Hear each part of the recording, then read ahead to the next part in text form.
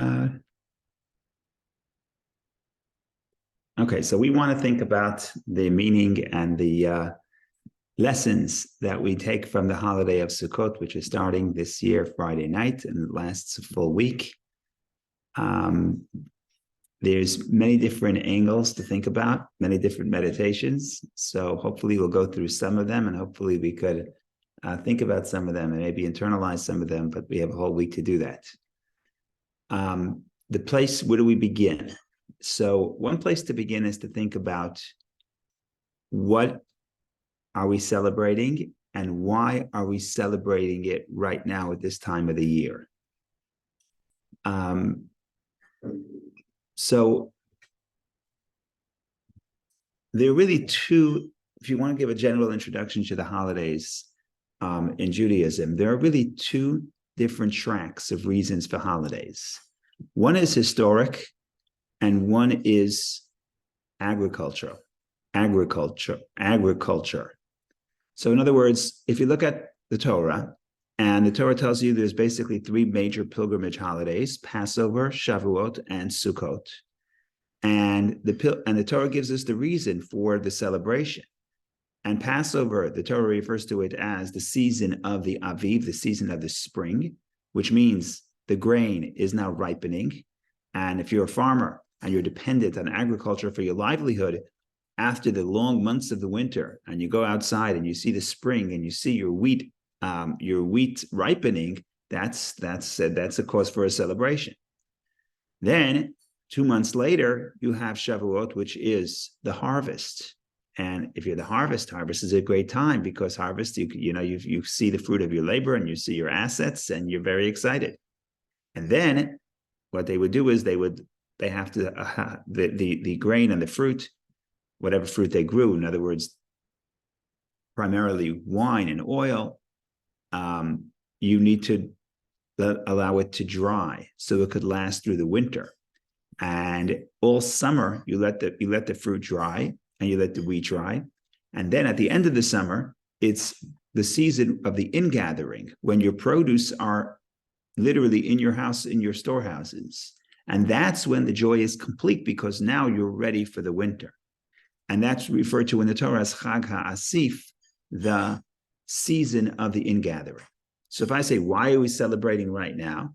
Well, the answer is because it's the season of the ingathering. I happen to not be a farmer, but if I were a farmer, this is the best time of the year. Now, all my produce from the entire year beforehand is resting comfortably in my storehouses, or in modern English, all my money is in my savings account, and I'm very happy. And that's the cause for celebration.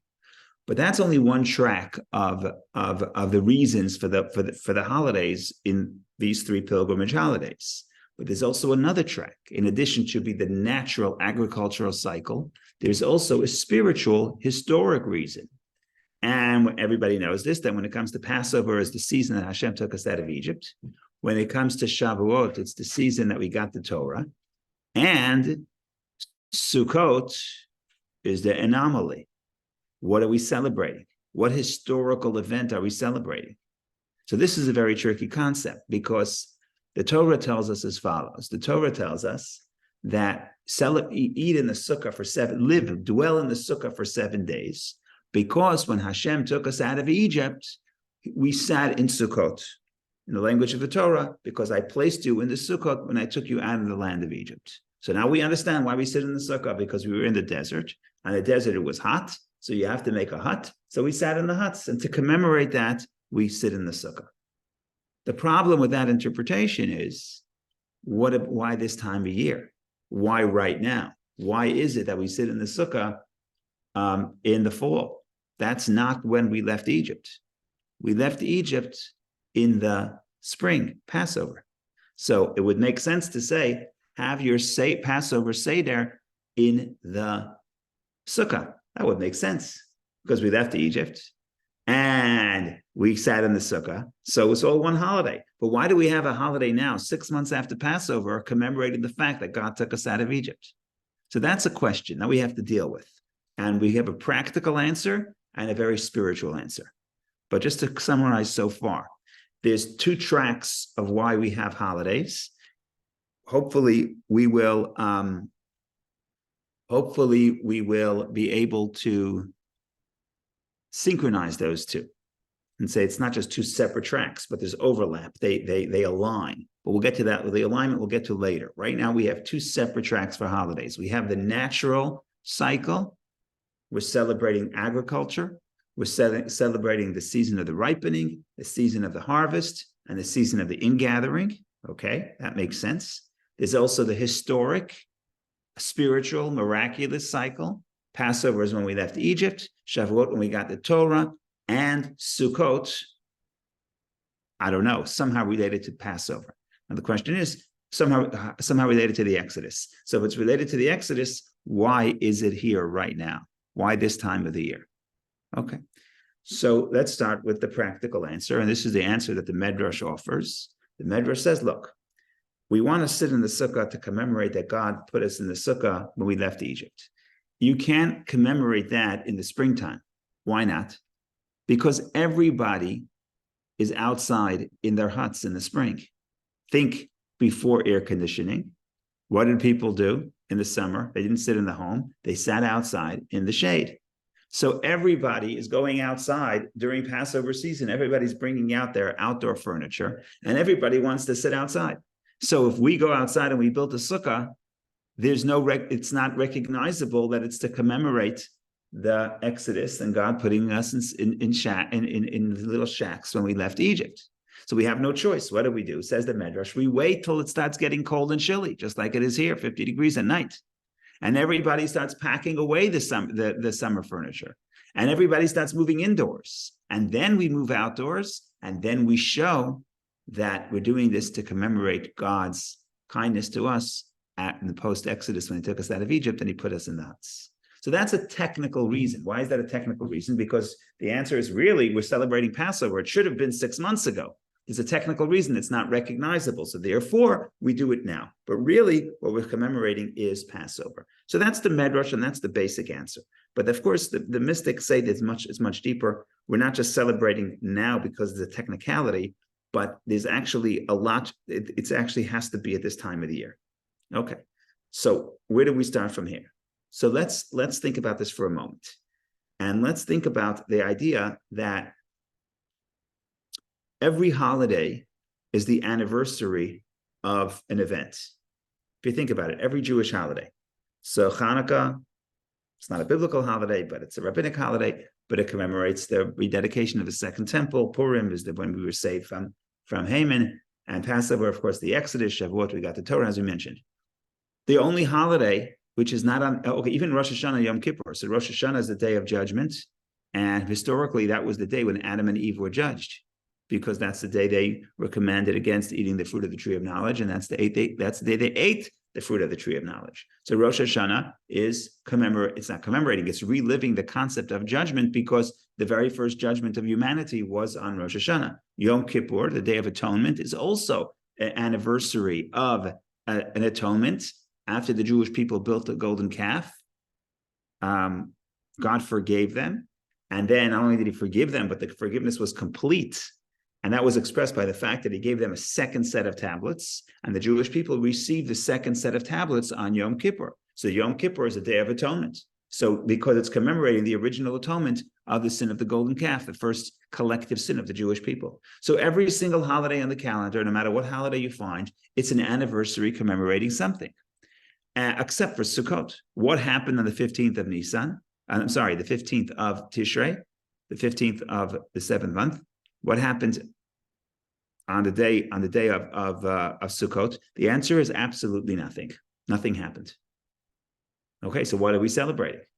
I like to call it the non-anniversary. Every holiday is an anniversary. Sukkot is not an anniversary. So what's the message? What are we celebrating? So here's the big idea. Hasidic idea is as follows. What are we celebrating on Sukkot? We're celebrating the capacity to bring holiness to a time that is mundane. In other words, yes, nothing happened.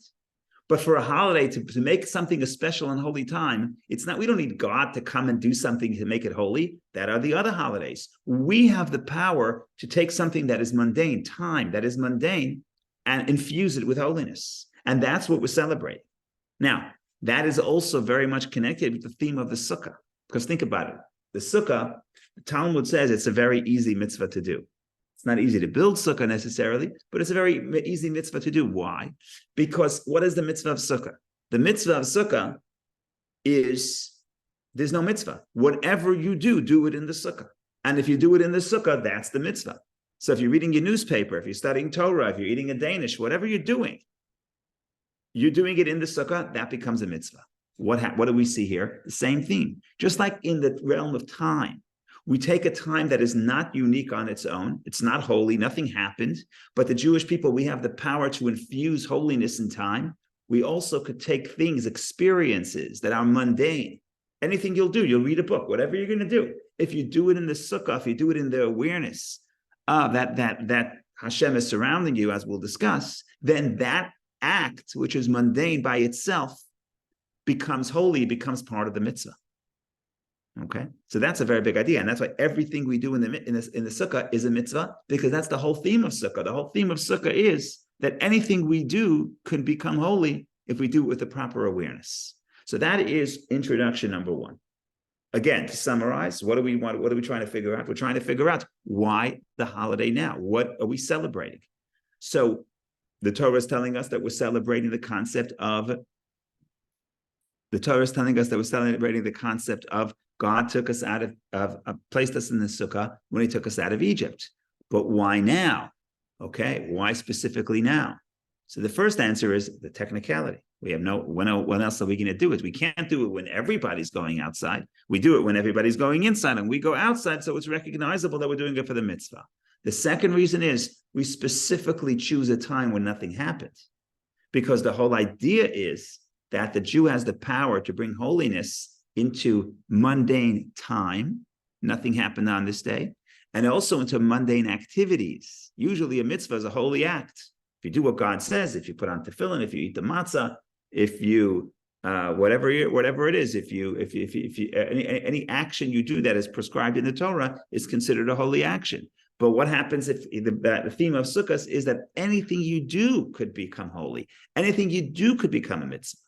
So that is the wonderful power of the holiday of Sukkot. So that's introduction number one. Comments and questions, of course, always welcome. The problem here is I'm going to be giving a lot of information, so I hope slow me down here a little bit, ask questions. Otherwise, I don't want to overwhelm. Okay, now what we want to try to do,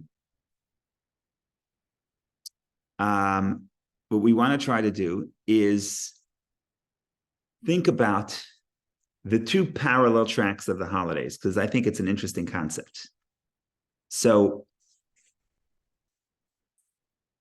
we're celebrating nature, the agricultural cycle, and we're also celebrating historical events that happened in those same times. So which one is it? Are they two separate themes, or are those themes connected? So the simple interpretation is it's just convenient to put all our holidays together. And some people will argue that in the Near East, the agricultural holidays, everybody does those holidays. We're just adding a dimension of holiness to nature. Okay, fine.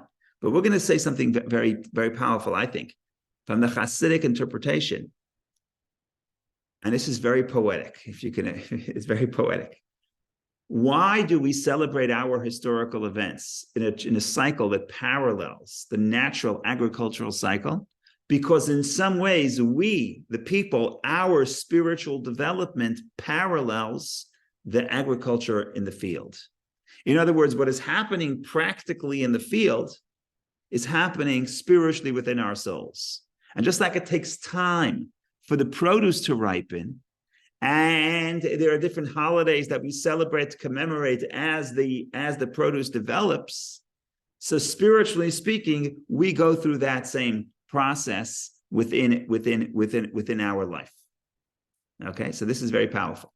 So these three holidays have to track our own personal development, and that has to parallel the development of the agriculture in the fields. So how do we do this? Okay, so let's start. Passover. Again, Passover is the time where there's just ripening. Shavuot, there's already a harvest of the grain. And Sukkot, it's in gathering, it's in your house. By the way, it's very interesting. The Torah tells us to be joyous on holidays. There's a mitzvah, v'samachta b'chagecha, you should rejoice in the holidays. But when you think about which holidays the Torah tells you to be happy on, it's very interesting. Passover, it does not say the word joy. Torah doesn't tell you to be joyous on Passover. It says commemorate the day, celebrate. It doesn't say the word joy. The concept of simcha does not appear at Passover. When it comes to the holiday of Shavuot, we got the Torah. Okay, there it says joy once. When it comes to Sukkot, it says joy 3 times. So again, Passover, no joy at all. Shavuot, it says it once, and Sukkot says 3 times. How come? So the conventional answer is, and we're going to use the conventional answer for a spiritual concept. The conventional answer is, you're not really joyous on Passover because, yes, the grain is ripening, but it's not ready. So you can't do anything with it. So there's no joy. When it comes to Shavuot, you start the harvest. Oh, you start harvesting. Now you could benefit from your produce. So now you could internalize. Now you could eat it. Oh, so now you're already happy because it could be internalized. And then Sukkot, not only do you have some of the produce, but all the produce is packed in your house. Nothing can happen to it now, right? It's within you. It's accessible to you. You have it. That's when the joy is complete. Okay, beautiful. Now let's see if we can track this to the spiritual development of the Jewish person, or the Jewish people collectively, the Jewish person individually, based on the themes of the three holidays of Passover and Shavuot and Sukkot. So let's look at Passover. Passover is the birth of our people. We become free, but it's the beginning of the process of spiritual development, of spiritual refinement. The commentaries explain that the whole idea, historically, when God took us out of Egypt, we were not necessarily worthy of the Exodus. We were idol worshipers. We were not spiritually refined. The fact that Hashem took us out of Egypt was a gift from above, but it was not internalized within us. In other words, the theme of Passover is that even if I'm not in a good space, even if I'm in spiritual bondage to negativity, I could still find freedom. But freedom is just the beginning of the process. I did not yet internalize positivity in my life. I'm escaping the negativity, but I don't have any positive anchors in my life. So there really is not much joy. What is Sukkot? What is Shavuot? Shavuot is the season of the giving of the Torah. Oh, you got the Torah. Now you could begin the process of internalizing the words of the Torah. Just like in the field, the parallel in the field is, once the harvest begins, you could start eating the grain. You could start internalizing the grain. Okay, so that's a little bit of joy. Now the question is, what are we celebrating on Shavuot, on Sukkot, this holiday? So here's very interesting. In some ways, and this is the next point I want to talk about it, but I don't want to jump ahead. In some ways, what we're really celebrating on Sukkot is we're celebrating the atonement that we achieved on Yom Kippur. It's another way to think about the holidays of the high holidays, that Sukkot is not a separate theme. Sukkot was celebrating the atonement that was achieved on Rosh Hashanah and Yom Kippur. Okay, so what does that mean in simple terms? In simple terms is the joy of Sukkot is so intense because we recognize that no matter what happens, no matter what we do, our connection to God could be restored, and if our connection could survive any challenge, because that essentially is what Yom Kippur is about. God says, gives us the 10 Commandments, says don't serve idols, and we serve idols. And Moses shatters the tablets, and we would think that the relationship is gone, the relationship is over, the relationship is beyond repair. And what happens? God introduces the concept of atonement. And atonement means you can always restore that relationship. In other words, the bond with God is much deeper than it looks like on the surface. And therefore, no matter what you do, it can always be restored. Because no matter what you do, the connection is always there. In other words, spiritually speaking, what is the message of Yom Kippur and therefore the celebration of Sukkot? The celebration of Sukkot is that our bond with God can never be taken away from us. It's not dependent on anything. It's ours. It's internalized. It's full. No matter what we do, it can always be restored because deep down it's always there. That parallels the idea. If you look at the field, the produce, it's in your home. It's fully internalized, right? When you start the harvest, there still could be a natural disaster. Who knows? The grain may rot. You may not have a chance to bring it into your house. The animals may eat it. You have it, but you may lose it. When it's in your house, then you rest assured, you have the confidence that it's yours. It's internalized, it's yours. And that idea of the grain in the field being in your home, that spiritually, that parallels the relationship with Hashem is now internalized within you. And no matter what happens, it cannot be taken away from you. Because even sin does not interrupt the bond between a person and God. And that is the celebration of Sukkot. So in other words, in putting all this, summarizing all of this, what we're really saying is that what are we celebrating Sukkot? We're celebrating the ingathering of our relationship with God, meaning to say, we celebrate the atonement, we celebrate the fact that no matter what happens, our bond with God is unbreakable. Now, we didn't know this, certainly Passover, even Shavuot, we didn't know this. Shavuot, we got the Torah. Torah says, eat some grain, do what God says. Okay, we understand that. But what happens if we don't? What happens if we test the waters? What happens if we step out of line? So that's where Yom Kippur comes in.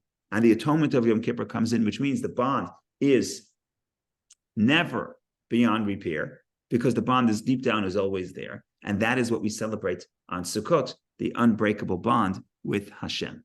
So that's a little bit about getting a little poetic about the three holidays, the cycle of the three holidays, the way it is within the reason, the natural reason, the spiritual reason, and how the natural and the spiritual parallel, because everything in nature is an expression of spirituality, so mirrors spirituality. So that's why the holidays have both these tracks, because what is true in our spiritual development is what is true in our spiritual development reflects also in the natural world, in the physical world. So as the grain develops, and we have three holidays tracking the development of the grain, so too our spiritual bond with God develops. And the first thing is sort of Passover is faith. I'm going to break away from the negativity. I'm going to try to become a better person. I have not done it yet, but I'm breaking away from my negative habits, and I'm making a commitment to live a wholesome life. That's Passover. Beginning to internalize the teachings of the Torah, Shavuot. The recognition that no matter what I do, my bond with God is always, can be repaired, is always there. That is the full joy, because that's the ingathering of the grain. That means I have internalized my relationship with God. So that is a little bit about the holidays in general and Sukkot in particular. Now we want to take it a little further, talk about a little specifics, but that's a big idea. Any comments or questions, please share. Otherwise, we continue. Go ahead, Doctor, please. Rabbi, I'd like you to differentiate between internalization, which is I've got the idea, versus behavior, which Maimonides talks about a different behavior as a manifestation that we've really got it, because we can get an idea, but it doesn't mean we're going to act on it. It doesn't mean we're going to be different. I can, for example, get an idea if I'm an alcoholic that I should stop drinking, and I could feel very guilty about it. But by next Saturday night, I could be drinking again. So how do we differentiate between what you call internalization and something that really is going to result in a fundamental difference in our behavior? So that's a good question. That's something to think about.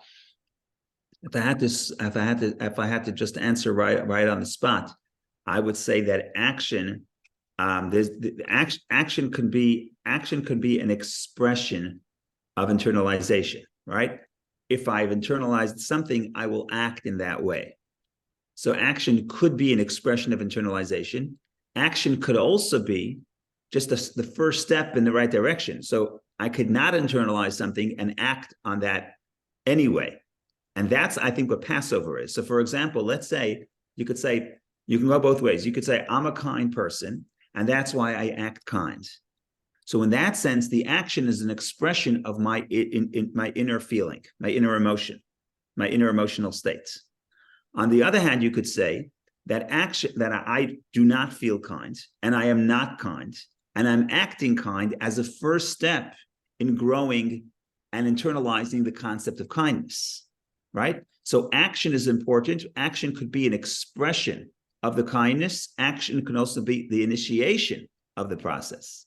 And on Passover, it's the initiation. I'm not kind. I don't feel kind, but let me break free of the negativity and let me take a step in the right direction. That's liberation. Liberation is not internalization. I'm not yet internally free. That's why if you look at the Passover story, they keep wanting to go back to Egypt because they're not really free. It's just the first step. So could you say I'm completely joyous at the first step? No, there's no joy in the first step. The first step is very difficult. You have a bad habit and you fight it and you say, I'm going to try to free myself and liberate myself from that bad habit. Is nothing pretty about that scene. It's inspiring, but it's not enjoyable, right? There's no joy there. Only after time passes and I try to internalize the positivity, then I could say, oh, now I'm getting happy. This actually makes me feel good. Oh, when I do kindness, it actually makes me feel good. Okay, but that's a step that takes time. But then what happens if I relapse? Now I could think, finished, I'm done. I could never go back to this. But if I know that no matter what happens, I could keep going back and keep growing because there's never a point that I'm beyond hope, that ultimately is the ultimate joy. Because then I know that I have it within me, and therefore I can keep coming back to it. So I'm not perfect. I'm not perfect. I am not perfect. I am going to fail occasionally. But the joy is that failure doesn't define me, and my relationship with the positivity is so deep that nothing can get in the way. That's what I would say. Thank you.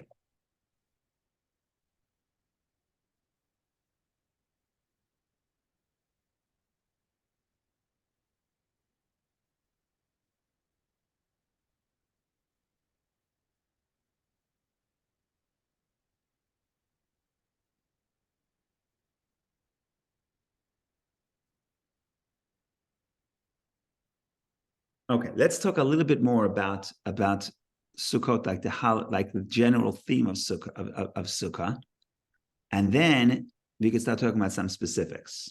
But let's speak about the general theme. So we talked about. May I ask you one additional Yes, question please. you've activated by your brilliant answer to my fairly simple question? Would you say that in Judaism, if someone has given up hope, that in a way they've lost belief? Yeah, faith is optimistic. Faith is people think that faith is some people, the critics believe that faith is a weakness, that you have faith because faith is a crutch. You can't solve your own problems, so you rely on God. It's not you. If you've heard people say that, I'm sure. That's probably true in some cases, but the reality is that in many cases, faith is not a weakness. Faith, in fact, is a matter of taking responsibility. If I have faith that I could do something, that means I have to. It's much easier for me to say, I can't fix it. I can't change.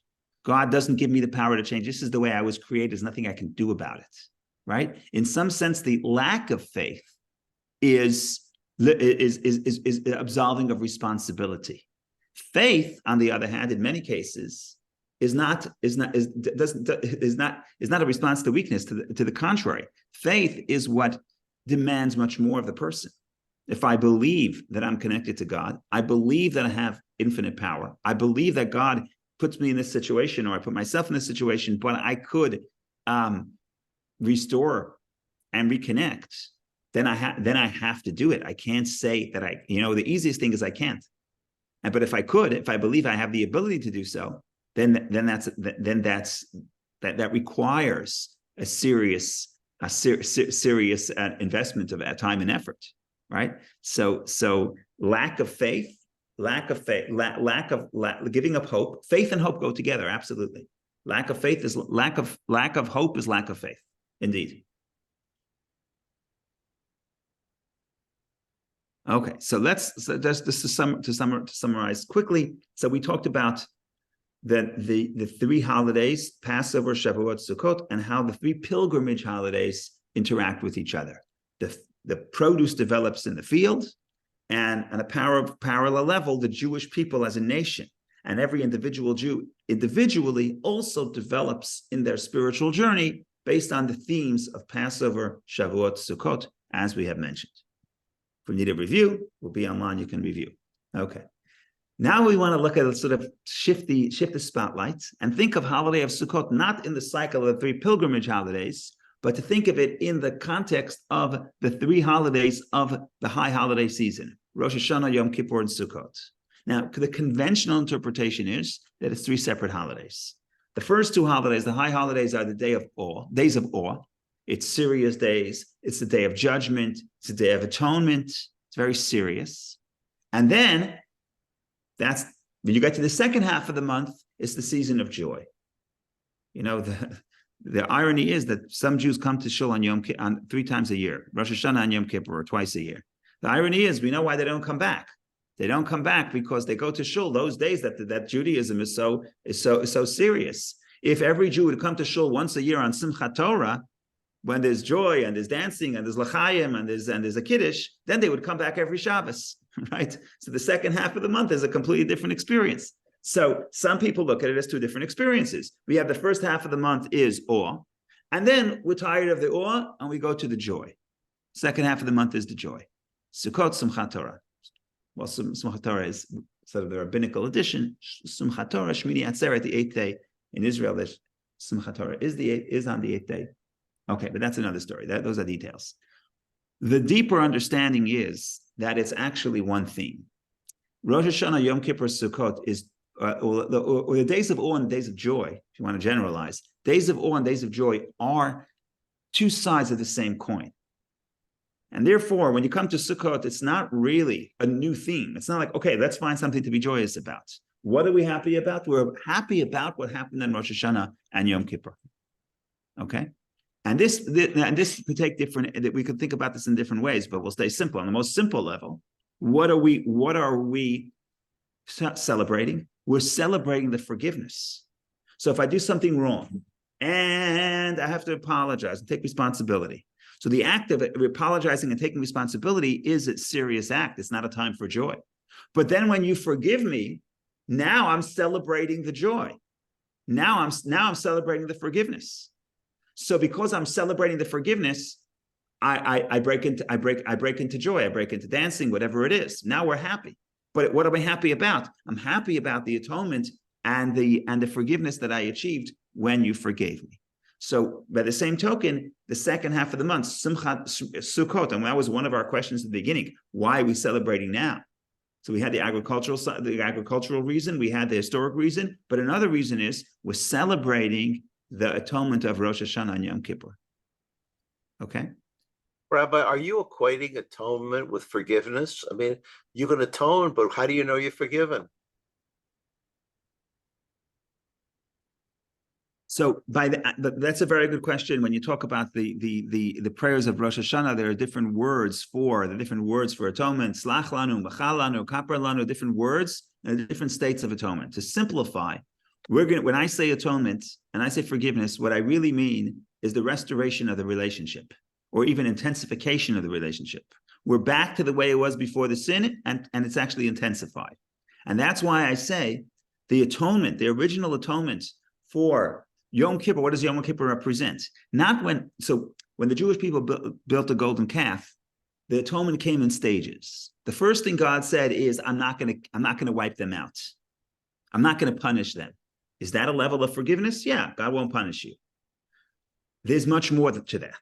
And the ultimate that is restoration of the relationship, as expressed in the fact that God now gives them a second set of tablets.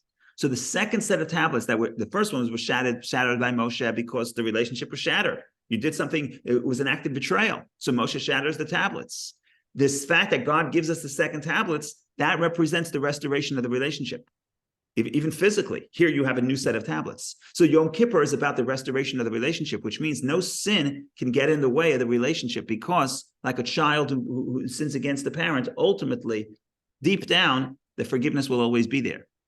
If it doesn't always surface, but ultimately it's an essential bond, and the forgiveness happens, the restoration, the relationship could be restored, and with God it is restored, because So the answer is restoration of the relationship, and that's the joy. And now restoration is not the perfect term, because the Judaism will teach that when the relationship is challenged and then is restored, that is actually a much more intense and much more meaningful relationship. So we're not back to square one. The relationship actually advanced, because the relationship before it was tested was a wonderful relationship, but we have in the back of our minds, we have no idea if our relationship could survive the first fight, right? You fall in love and everything is going to be fine and you're so happy about the relationship, but you have no idea if this is a lasting relationship. The only way to find out is to fight. Some people look to pick fights. I'm not recommending that, but ultimately, if there's a serious fight and you can overcome it, I'm not recommending fight, but if you can overcome it, that relationship is now deeper. Now, sometimes we fight and we don't really overcome the relationship. We just make believe we do, but we each keep a grudge. I'm not talking about that. I'm talking about ultimately if we can restore the love, and then it's much more intense. That's what Rabbi, one additional question which just jumps out at me.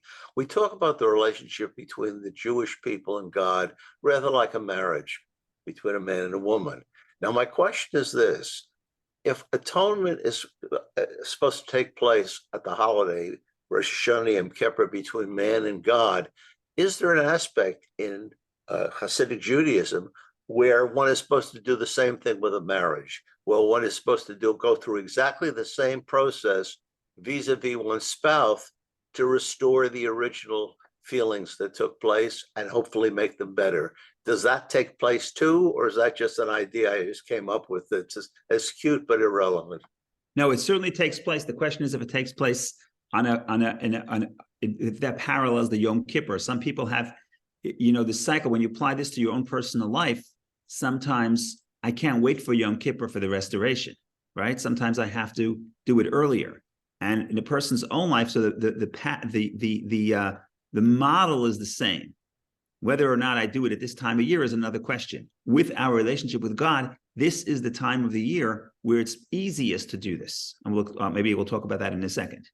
But the model certainly works. And the idea of even in marriage, even before the fight, the concept that in Judaism there's a period where a husband and wife are separated and then reunited, and that's supposed to be a deeper restoration, a deeper reunion. That model is built into male-female relationship all the time, all year round. The model of union, separation, reunion, and essentially the reunion is on a higher and deeper level. Okay, let's go back for a moment. So what are we celebrating on Sukkot? We're celebrating the atonement. But what does atonement mean? Restoration of the relationship. What are we really celebrating? So you want to talk about this in Hasidic terminology. Rosh Hashanah and Yom Kippur, God forgives. Why does God forgive? So we discussed this in the past. I don't remember what days of the week, but we discussed this before Rosh Hashanah and Yom Kippur. Essentially, what the theme of Rosh Hashanah and Yom Kippur is, we get in touch with our core, with the core of our identity, with our soul. And if you get in touch with your soul, that's where forgiveness takes place. Because what happens? What is sin? Sin is, I said something offensive to you, or I did something offensive to you. That shatters the relationship. But what happens if I get in touch with my core? And at my core, I'm one with you because you're my parent or you're my sibling. There's an essential bond. So no action could interfere with the deeper bond. So essentially what happens in Rosh Hashanah and Yom Kippur, I get in touch with my soul. My soul surfaces from the subconscious to my conscious mind. I feel the connection to my soul. When I do that, I realize that the sin doesn't define me. The sin is external, and therefore I could change. And that's where the atonement comes from. But essentially, Rosh Hashanah and Yom Kippur is the revelation of the soul. I get in touch with my soul. Okay? What is Sukkot? Sukkot is celebrating the soul's perspective, celebrating the soul's bond with Hashem. So we're celebrating the atonement that happened on Rosh Hashanah and Yom Kippur. Okay. Now this leads us to one very important theme about the day. And after I say this, we'll try to summarize and then regroup and see where we want to go. Which is why within the holiday of Sukkot, wherever you look, the theme that's reoccurs and reappears is the theme of unity. Okay? Where do you see the theme of unity? So the first thing of unity is the sukkah.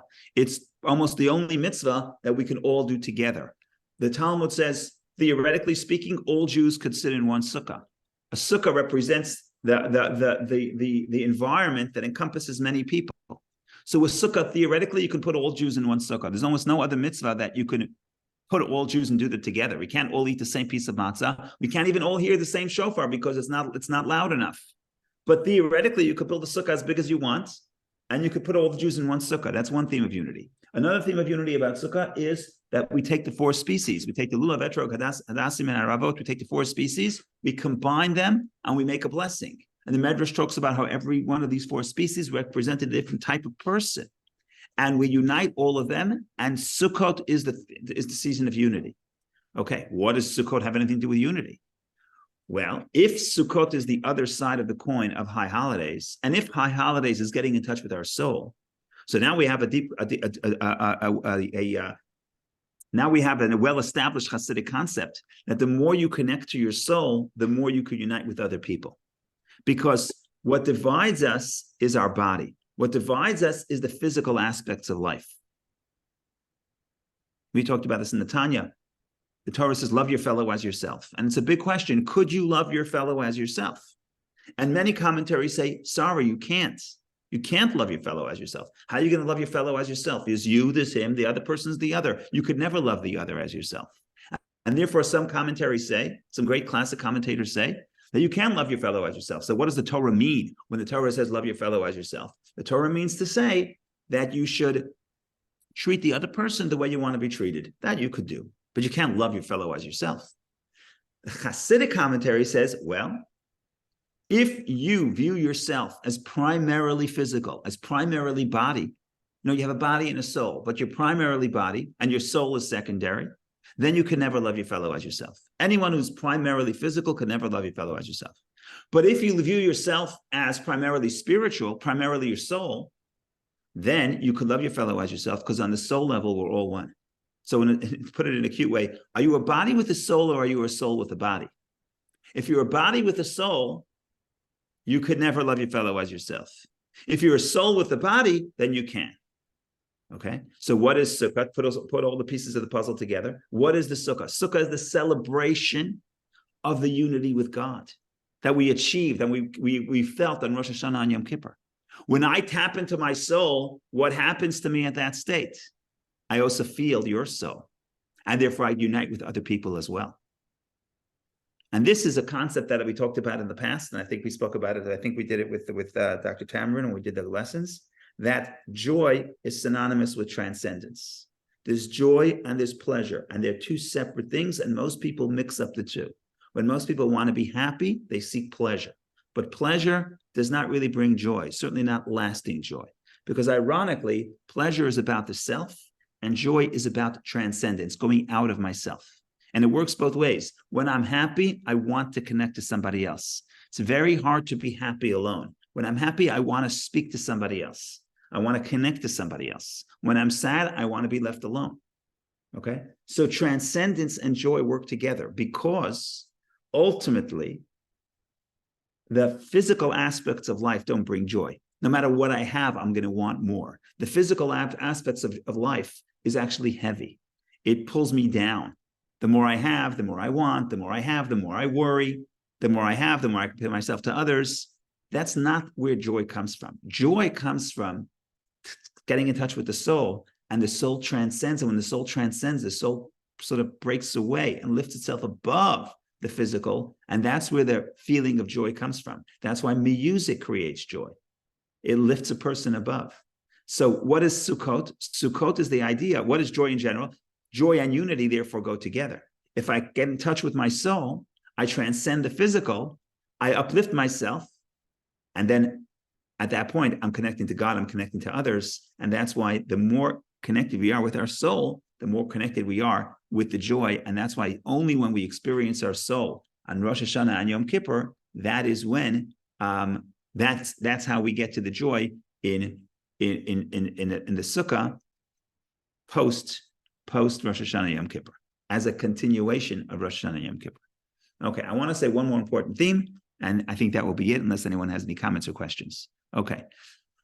One more important theme is that the Torah emphasizes, and Barry wants to know what we're talking about on Monday. On Monday, we're going to do the lunch and learn in the Sukkah, and we're going to talk about this concept. The Torah talks about that the Sukkah is supposed to be a temporary dwelling.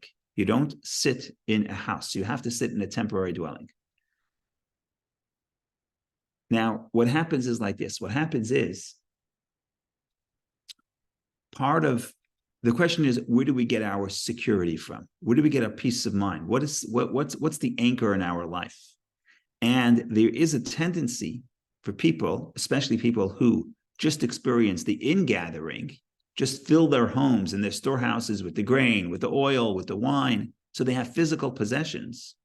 So they get their sense of security from the physical possessions. So God says no. God says specifically when you just filled up your house, think about the irony. Chag HaAsif, the holiday of the ingathering, you're bringing all your produce indoors. So where do you want to be? You want to be indoors with the produce? No. You brought all the produce indoors, so then you go outdoors. Okay? You're going the opposite. You're going outside. And you're basically, what you're saying is that everything in this world that you have, all the physical possessions, they are temporary. What is permanent, what really gives you protection, is spirituality, is God. We sit in the Sukkah to tell us that our protection did not come when we left Egypt. It wouldn't come from powerful homes. It didn't come from fortified cities because we sat in a hut. So where did our protection come from? It comes from Hashem. So in other words, the concept of dwelling in the Sukkah represents the recognition that our physical possessions are temporary. They are temporary. We're only going to be here for a while.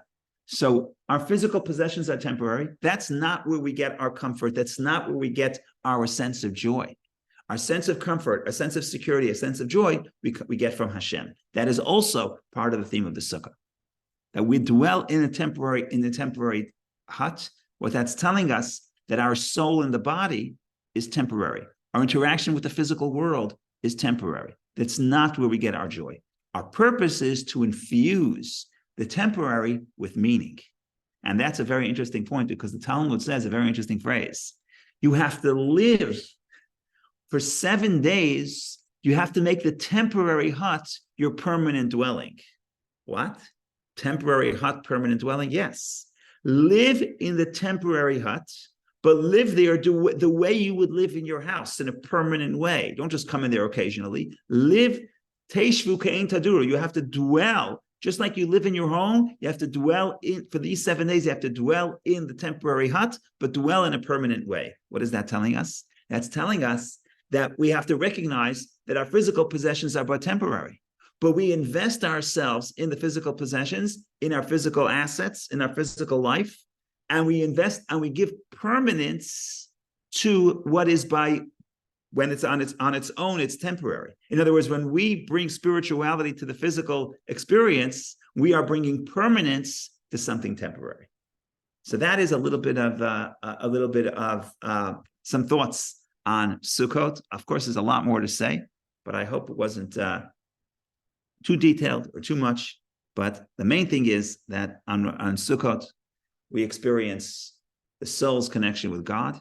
We celebrate the atonement. We celebrate the recognition that we're one with God no matter what happens. And that is the cause of the joy. And that's what we celebrate for 7 days. We sit in the Sukkah. Another interpretation is the Sukkah represents the embrace of Hashem. That's why the Sukkah has 4 walls, minimum of 2.5 walls.